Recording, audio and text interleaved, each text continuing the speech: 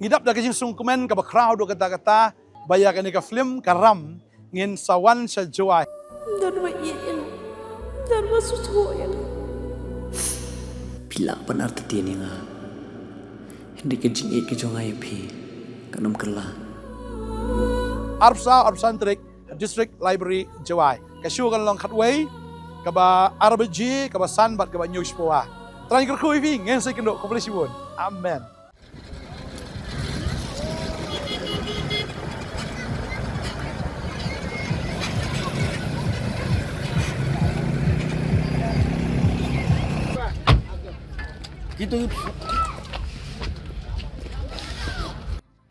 Ka Ashwarya Malang, ka samla ka basyong basa hakli Yongriang, West Jaintia Hills District, kalayok kup ya ka pansngiat Miss Teen Diva arja arpumrio, ha ka rensan ya kop the bhabrio, ka balalong hagikat kendai trik naitung Hajipur. Naluar ka pansngiat Miss Teen Diva, India arja arpumrio, ka Ashwarya Malang, kala job ru ya ka Miss Teen Earth India arja arpumrio, Miss Fashion Icon, but best in evening gown. Da ka jing sngo sarong halur ka jing job jongka, ha ka jing wan pa shalaying ki bahaying hasam ringkat ka shnong kli yongriang, kilap diang buram ya ka hajing kiyang mentedu, ha ka arfu artrik naitung. Ka samla Ashwarya Malang, haba keren syakilat ptai kubor ka penpau ka jing kemen ka bakraw halur ka jing job ka jongka, da ka ba ka kenturu ikiway ki para samla ki badan ya kasap ha ki no ki rensan ba ki deban mi syakman knang bakin yo ya ka jing job ha ka jing im ka jongki. Ngidap da kajing sungkumen ka ba crowd do kata-kata baya ka ni ka film karam ngin sawan sa joy. Dan ma iin. Dan ma susuyan. Pila benar tetian nga.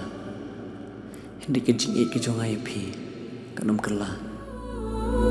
Arpsan Trik District Library Jawai. Kasyu kan long khatway ka ba RBG ka ba sanbat ka ba news po wa. Trying ko ibi ngin sa kendo komplisibon. Amen. Kemen ha sahun ha men se mane ba na do os dang mo like ni journey. Hakli ang nga to ibi he that I want to make our state proud and now I did it. Por dang ngai ki audition yung nga emo chuchanai. To ang ngai ka bay se bay kwa how le ga Miss Teen Diva to ke gai nga are you mad? So I was like no please let me just give it a try. So she's like okay come home one chiyum le te man por one chiyum le ki audition. Man le ki audition no wait te por I was preparing for my need.